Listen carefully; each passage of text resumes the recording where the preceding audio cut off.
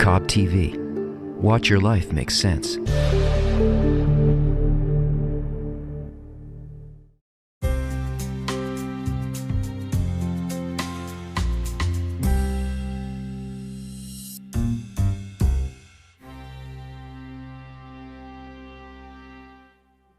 I consider myself the classic New York woman who's single and goes out and likes to, party and hang out and meet people.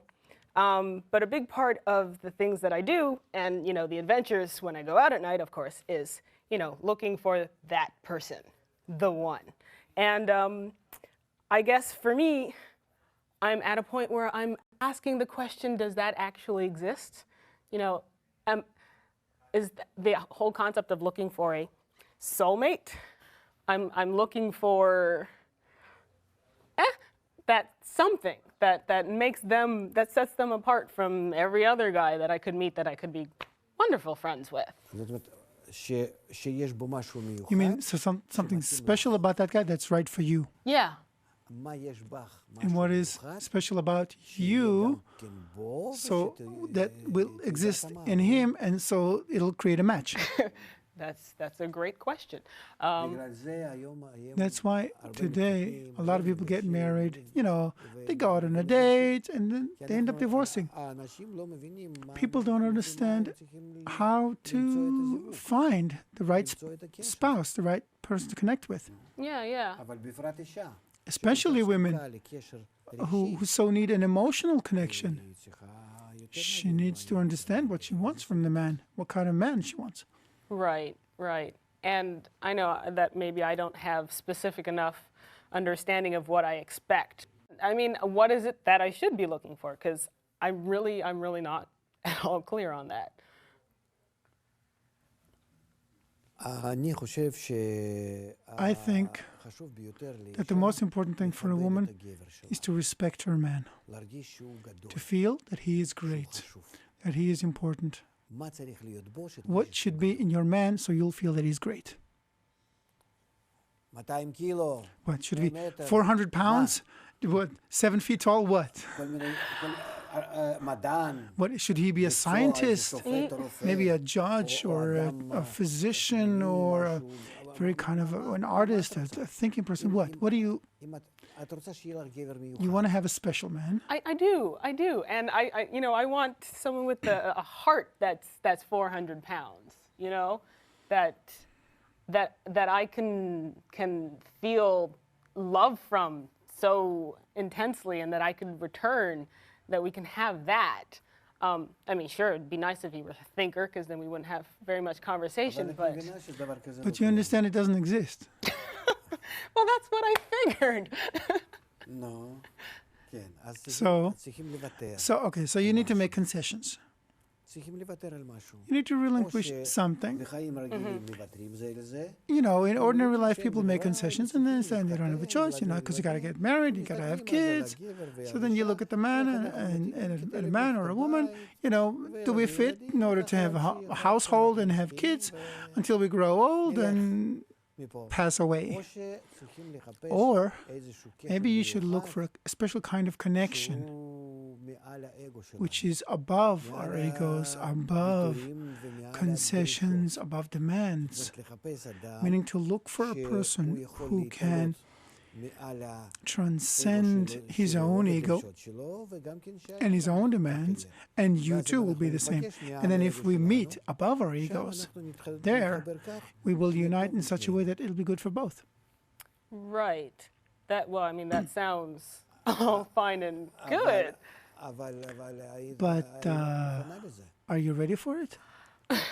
That's another very good question. Most days I don't think so. I feel that I do want that, but I think, a good part of me is a little afraid of it. I will admit that I'm someone who enjoys her own company very, very well and likes to have things her way. But in the circles, the social circles you go with, you find no one? Let's say, you have an interest of some sort, you go out to some place, you do some things. Where you are, something that is more way for your perspective, for your life philosophy, You're not finding anyone who thinks like you, who sees things like you, who's a match? Yeah, no, I mean, I see people that have those certain qualities that are similar to me, that I have things in common with, and important things in common with. But I don't know. I don't know. Maybe it's the little girl fairy tale story that's still stuck in my head, that I haven't found my fairy tale. Maybe I'm still looking for that and looking for the wrong things. But so far, I'm still single. I have a ring on my finger, but it's more of a toy than anything else. So, besides wanting kids and a husband and a home and a living or a decent life, is there anything else you want? Something special in life? Because that's what everyone wants. Something special beyond, by which you have to look for that person, otherwise you won't match each other? Well, I mean, I say it jokingly, but I think I pretty much mean it. I mean, most of the time, I just want to be happy. And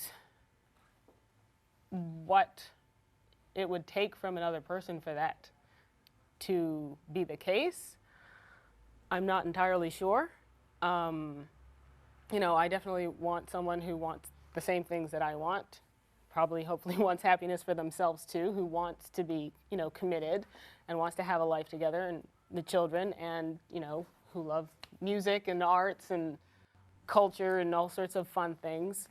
But that maybe we won't want to kill each other, at least maybe 50% of the time. And yeah, I just want to be happy. That's it. Until you become happy, you got to go through a lot of, you got to eat a lot of salt. Well, that's the problem with our generation. People don't understand how to attain happiness. Because to attain happiness, you have to know, first of all, who you are, what you're looking for, what is the real happiness.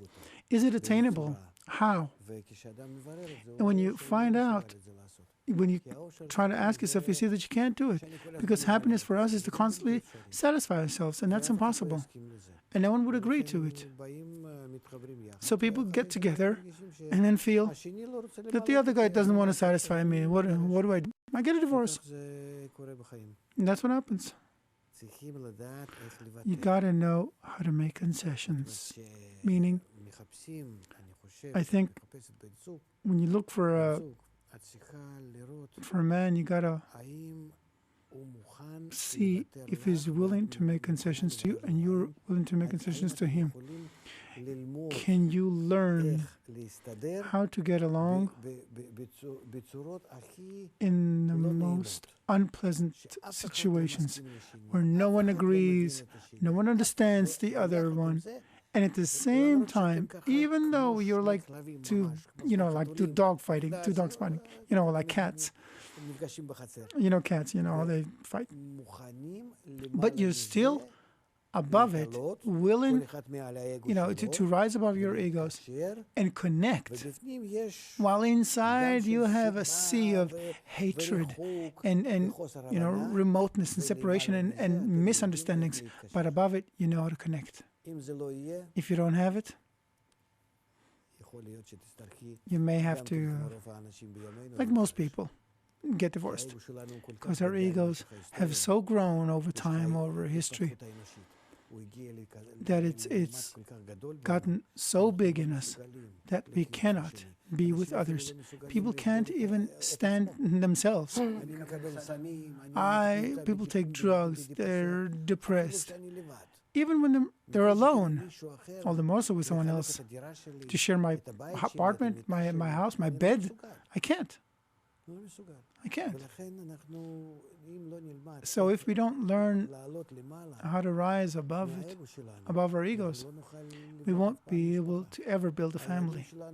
Our kids, even if we have them, will not grow up in a family. It'll always be some kind of one-parent family. So we first have to learn how to rise above the ego.